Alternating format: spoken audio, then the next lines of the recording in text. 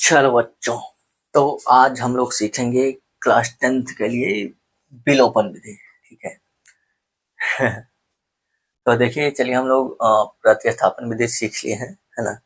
तो अब हम लोग सीखेंगे विलोपन विधि। देखिए, दो रैखिक समीकरण युग्म का विलोपन विधि से हम कैसे हल निकालते हैं। ठीक है, देखिए ये जो हमारा है, 3 मेथड होता है, हमने पहले भी बता चुका है। ठीक है, क्या क्या? प्रतिस्थापन, सब्स्टिट्यूशन मेथड, ठीक है, प्रतिस्थापन विधि। दूसरा हमारा विलोपन विधि, एलिमिनेशन मेथड।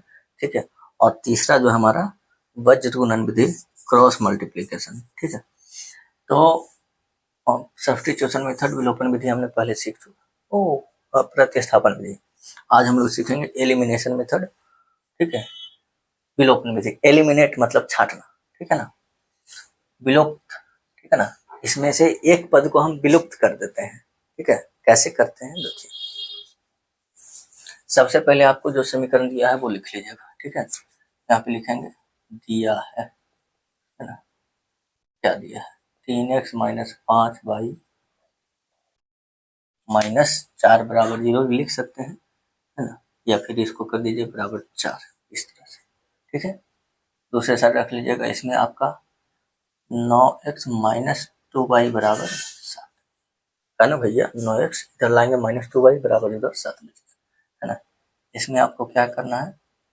समीकरण 1 और समीकरण 2 मान लेना। ठीक है, अब आपको यहाँ पे क्या करना है, आप देख लीजिएगा कि देखिए दोनों में से हम या तो x को विलुप्त कर दे या फिर y को विलुप्त कर दे।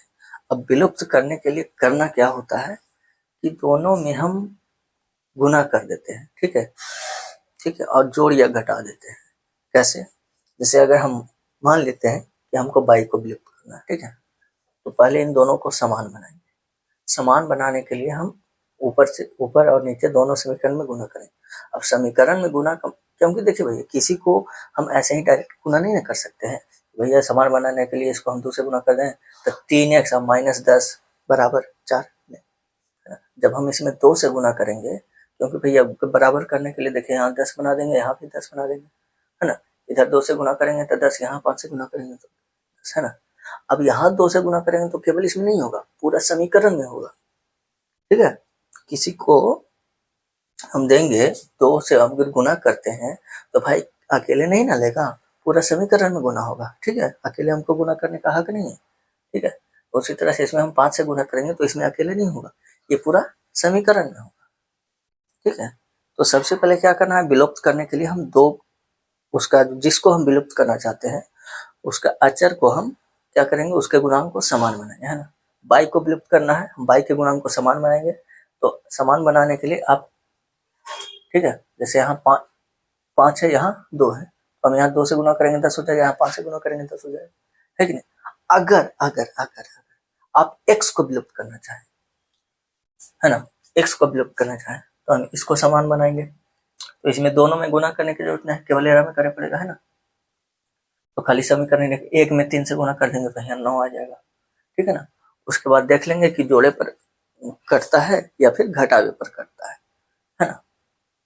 देखो, समान राशि रहेगा तो आपको क्या करना पड़ेगा, घटाना पड़ेगा। समान चिन्ह, जैसे दोनों माइनस है तो आपको घटाना पड़ेगा, तब कटेगा, है ना।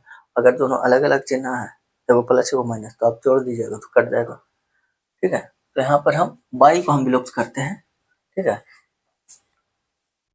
तो देखिए y को विलुप्त करने के लिए इसमें हम 2 से गुना करेंगे और इसमें 5 से, है ना। इधर लिख देंगे समीकरण 1 में 2 से एवं समीकरण 2 में 5 से गुना करने पर, ठीक है, गुना करने पर।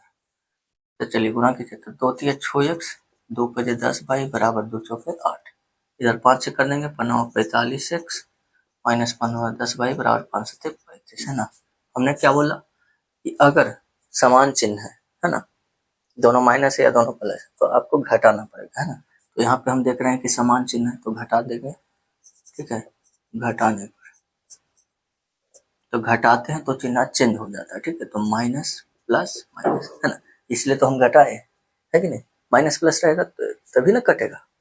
तो ये हमारा हो गया विलुप्त, एगो माइनस एगो plus, minus 10y plus 10y हो गया कैंसिल। ठीक है, अब हमारे 6x में से 45x घटेगा, कितना बचेगा? 39 है ना, 39x। ठीक है, इधर 8 में से 35 घटेगा, कितना बचेगा? तो 8 में से 35 घटेगा, बचेगा भैया 27 ना, हाँ -27। ठीक है, चलिए माइनस कट गया, x बराबर 27/39 है ना, 3 से 3 नंबर 27, 13 3 39, यानी कि 9/13। x का मान आ गया 9/13 है ना, x का मान निकल गया। अब आप यहाँ क्या कीजिएगा, x का मान दोनों में से किसी भी एक समीकरण में रख के y का मान निकालिए। ठीक है, x का मान समीकरण किस में रख दे बताइए आप, इसमें रखे भैया? चलिए एक ही में रख देते हैं ना, समीकरण 1 में रखने पर तो 1 में रख देंगे बाबू, तो हो जाएगा हमारा 3 9/13 -5 y बराबर 4 है ना। अब इसको सोल्व कर लीजिएगा, 9 तिया 27, 13 पचे इधर हो जाएगा 65 है, 13 पचे 65 भाई, अब बटा 13 बराबर 4, 13 चौके 52 हो जाएगा है ना। देखो ना, 13 चौके 52, तो यहाँ हो गया 27 -65 y बराबर 13 चौके। ठीक है, तो उधर चल जाएगा 65 y बराबर 27 -52, तो कितना हो गया? 27 दूना 54 है ना, हो जाएगा 25 ना, तो y बराबर, अच्छा माइनस हो जाएगा ना, है ना, माइनस हो जाएगा, तो y बराबर आ जाएगा कितना? -25/65, 25 13 65, यानी -5/13 अतः x बराबर कितना आया? 9/13 एवं y बराबर -5/13। ठीक है, हो गया, नोट कर लीजिए, हम सेकंड क्वेश्चन देखते हैं। ठीक है ना, करना आपको क्या है, तो वो समीकरण दिले है ना, सबसे पहले लिख लेंगे कि जो समीकरण दिया गया है, देख लेंगे हम विलोप किसको करना चाहते हैं। अगर x को करना चाहते हैं तो x के गुणांक को समान बनाएंगे, y को अगर हम विलोपित करना चाहते हैं तो y के गुणांक को समान बनाएंगे, है ना। समान बनाने के लिए समीकरण 1 और 2 दोनों में हम गुना करेंगे, वो डिपेंड करता है कि हमको केवल 1 में करना है या केवल 2 में करना है ना। जैसे अगर हम यहाँ पे x को विलोपित करना चाहते हैं तो केवल x में कर देते हैं 3 से गुना, तो 3 3 9 समान हो जाता है ना, हमको 2 में करने की जरूरत नहीं होता। लेकिन हमने यहाँ y को विलोपित किया है, ठीक है, तो y को विलोपित करने के लिए दोनों में करना पड़ेगा, है ना। यहाँ 2 से यहाँ 5 से, ठीक है। उसके बाद आप देख लीजिएगा, अगर जिसको विलुप्त करना चाह रहे हैं ना, जिस पद को y को विलुप्त करना चाह रहे हैं, तो दोनों का पहले हम गुणांक समान बना दिए। अब चिन्ह देख लेंगे, दोनों का समान चिन्ह है तो क्या करेंगे, हम घटाएंगे। अगर दोनों का चिन्ह अलग अलग, 1 + 1 माइनस होता है ना, तो फिर हमको घटाने की जरूरत नहीं पड़ता, यहाँ जोड़ देंगे। ठीक है, नोट कीजिए, हम सेकंड क्वेश्चन आपको बताते हैं। ठीक है,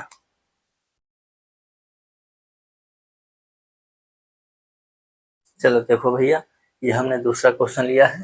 ठीक है, और ये वही क्वेश्चन है जो आपको हमने प्रतिस्थापन में भी बताया था, सेम एकदम यही इक्वेशन। ठीक है, हमने बोला भी था ये जो क्वेश्चन है हम आपको प्रतिस्थापन, सब्स्टिट्यूशन मेथड, विलोपन विधि, और जब हम वज्र गुणन बनाएंगे तो उसमें भी इस क्वेश्चन को बताएंगे। ठीक है, तो इस क्वेश्चन को हम तीनों तरीका से सॉल्व करेंगे। ठीक है, तो चलिए सबसे पहले काम क्या करना है आपको, जो दिया गया उसको हम समीकरण लिख लेंगे, है ना।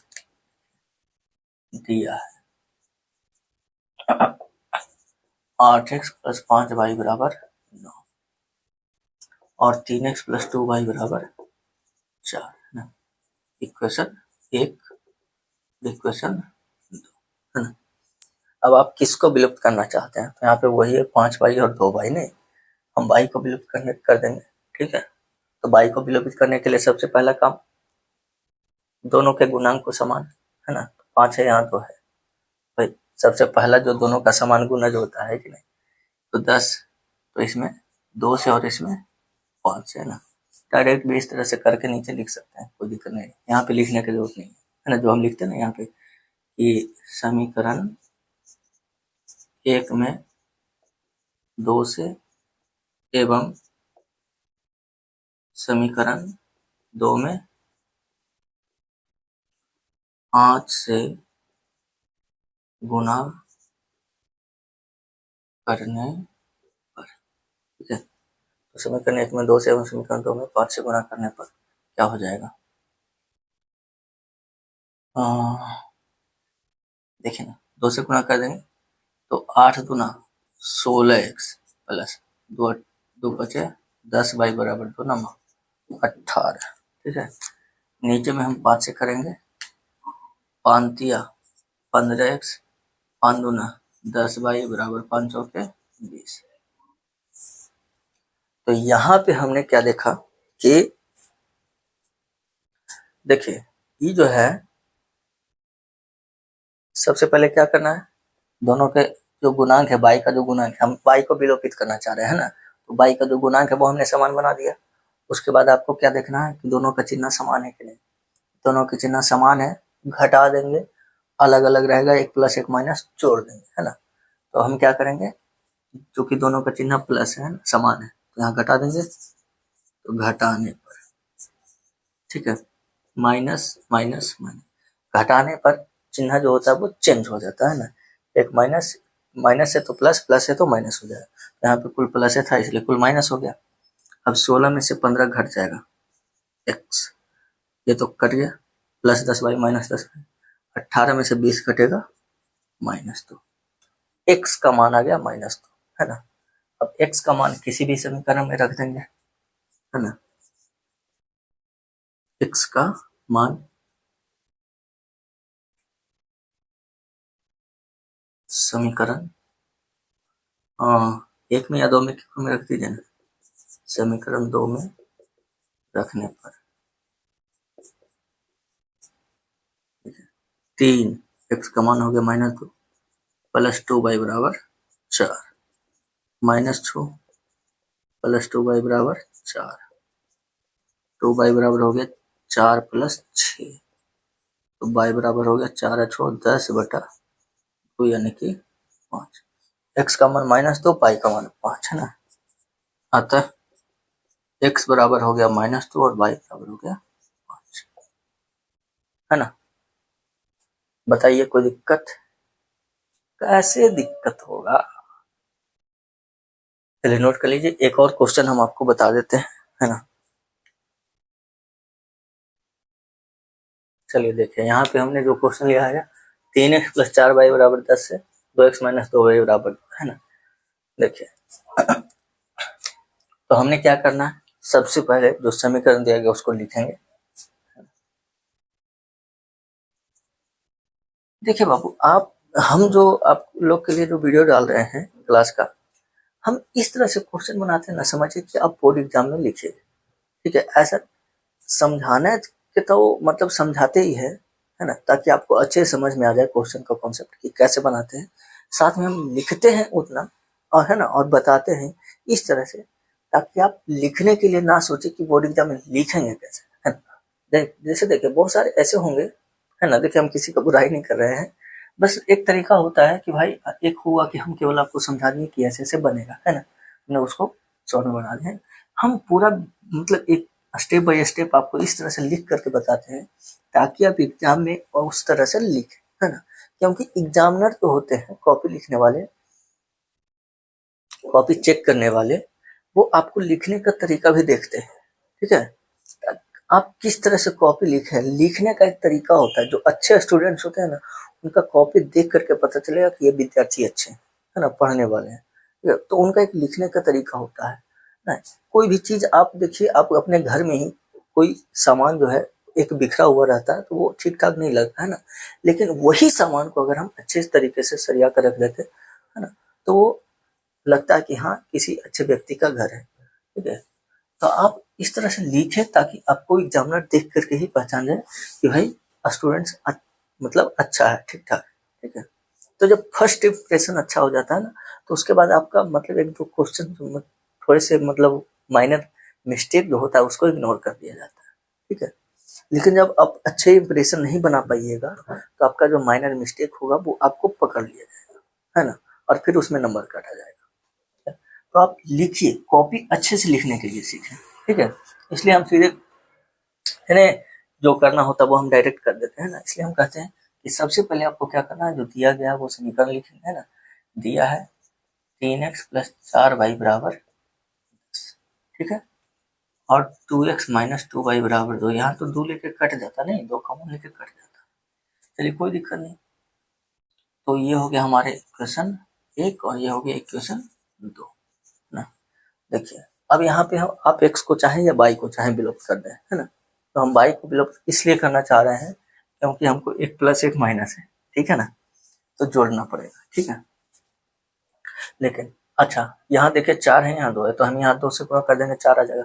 हमको 1 में गुना नहीं करना पड़ेगा। x को विलोपित करने के लिए आपको 1 और 2 दोनों में गुना करना पड़ेगा, है ना। तो यहाँ पे केवल हम इसमें 2 से गुना कर देंगे, ये हो जाएगा, ठीक है। चलिए यहाँ पे हम लोग लिख लेंगे कि समीकरण 2 में 2 से गुना करने पर, ठीक है। तो 2 में 2 से गुणा कर रहे हैं तो केवल इसको नहीं लिखेंगे, इसको भी लिख लेंगे, है ना। तो 3x प्लस 4y बराबर 10। इसमें 2 से गुना करते हैं तो हो जाएगा 2 दूना 4x माइनस 4y बराबर 2 दूना 4, है ना।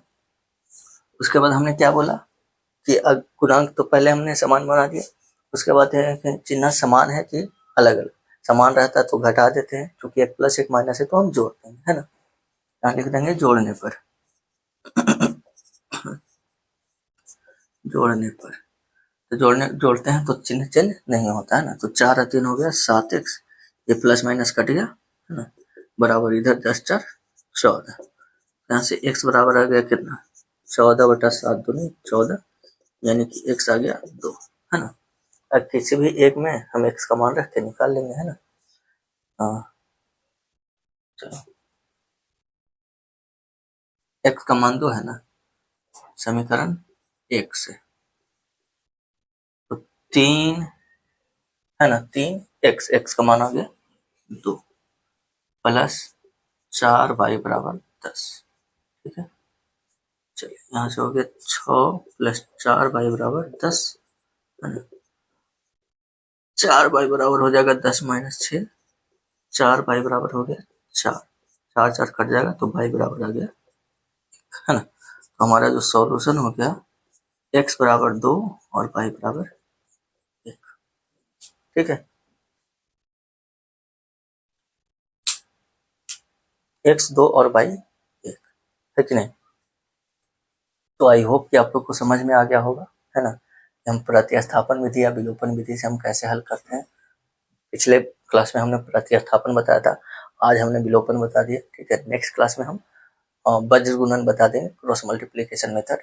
देखिए लेकिन हाँ, एग्जाम में आपको विलोपन विधि ज़्यादा नहीं पूछता है, ठीक है, मतलब, लेकिन कोई जरूरत नहीं कि नहीं पूछेगा, इसलिए हम लोग सीखना तो है ना। तो हमने सीख लिया, लेकिन ये कम पूछता है, ठीक है। वज्र गुणन ज़्यादा पूछता है, प्रतिस्थापन भी पूछता है, ठीक है, लेकिन सबसे ज़्यादा वज्र गुणन पूछता है, ठीक है ना। क्यों, क्योंकि वो समझ गए तो आसान, ना समझे तो हार्ड, ठीक है।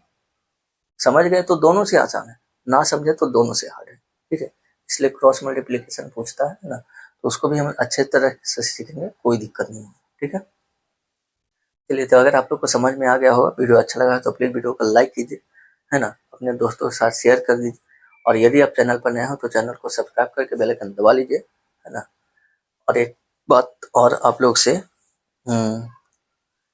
देखिए अभी जो हम वीडियो डाल रहे हैं रिकॉर्ड करके आपके पास जाता है, ठीक है ना। तो आप लोग एक बार कमेंट कीजिएगा, क्या आप मेरा लाइव क्लास चाहते हैं। अगर आप बोलिएगा तो हम उसके लिए व्यवस्था करेंगे, है ना, क्योंकि सारी व्यवस्था मेरे पास है नहीं, है ना। जैसा कि आप देख रहे हैं मेरे पास व्हाइट बोर्ड है, ठीक है। तो हम लाइव क्लास अगर आप चाहें तो लाइव क्लास के लिए हम सोच सकते हैं, ठीक है ना, लेकिन आप कमेंट कीजिएगा तभी तो। अब नहीं चाहेंगे तो फिर जो चल रहा है वो चल रहा है कि नहीं, ठीक है। चलिए, तो अब हम लोग मिलेंगे नेक्स्ट क्लास में, है ना। तब तक के लिए मन लगा के पढ़ रहिए, धन्यवाद। जय हिंद।